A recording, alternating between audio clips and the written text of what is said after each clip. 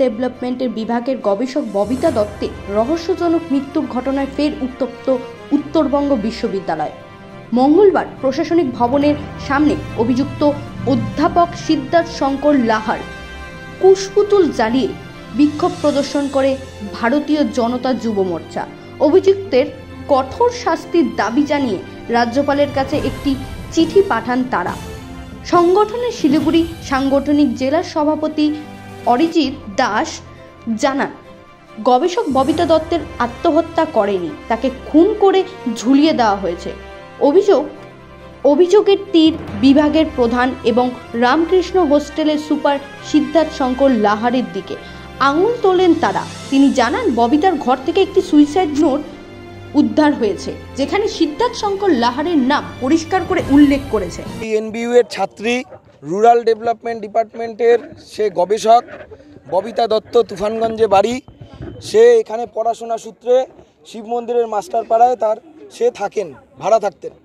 এবং আমরা দীর্ঘ সময় ধরে একজন বৎকর্মকারী একজন অধ্যাপক, যাকে অধ্যাপক বলতে এখন লজ্জা হয়, তার চেহারাতে দেখলে পরে মনে হয় না সে অধ্যাপক। কী করে অধ্যাপনা করছেন আমাদের যথেষ্ট সন্দেহ এখন এই মুহূর্তে। কিভাবে উনি চাকরি পেলেন সেটাও সন্দেহ।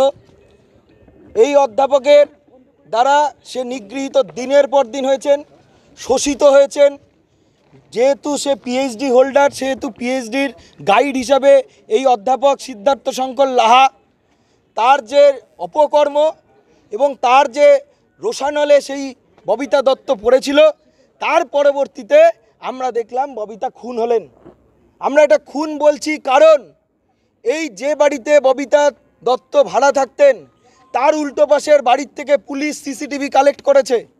সিসিটিভিতে পরিষ্কার দেখা গেছে যে দুপুর 12:45-এ সেই ব্যক্তি, এই অভিযুক্ত অধ্যাপক, তিনি ববিতা দত্তের ঘর থেকে নেমে আসছেন।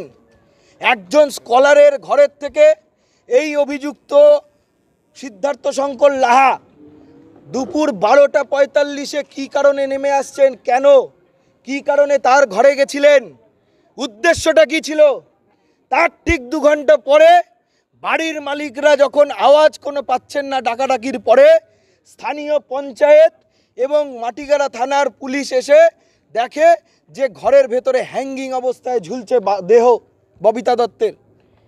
এটাকে আত্মহত্যা বলা হচ্ছে।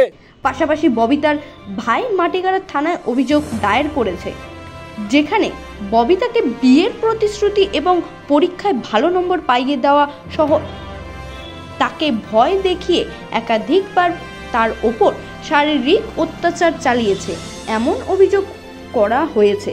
48 ঘন্টার মধ্যে যদি ওই অভিযুক্ত সিদ্ধার্থ শঙ্কর লাহাকে এই ইউনিভার্সিটি কর্তৃপক্ষ সাসপেন্ড না করে, তাহলে এই রেজিস্ট্রারকে কী করে এই ইউনিভার্সিটি থেকে তাড়াতে হয়, আর ইউনিভার্সিটিতে কী করে সুশাসন ফেরাতে হয়, তার জন্য গভর্নরের কাছেও আমরা চিঠি পাঠাচ্ছি। আমরা পরিষ্কার চিঠি পাঠাচ্ছি গভর্নরের কাছে থ্রো রেজিস্ট্রার, এবং এই বিষয় নিয়ে আমরা গভর্নরকে নোটিফাই করেছি, আমাদের মাননীয় সাংসদ রাজু বিস্তাজিকেও নোটিফাই করেছি। আমরা পরবর্তী পদক্ষেপ করব। আমরা বিক্ষোভ দেখালাম, রেজিস্ট্রারের সাথে কথা বলবো, ওনার স্ট্যান্ড পয়েন্ট পরিষ্কার আমরা জানতে চাই। Bureau report, royal Bangla TV.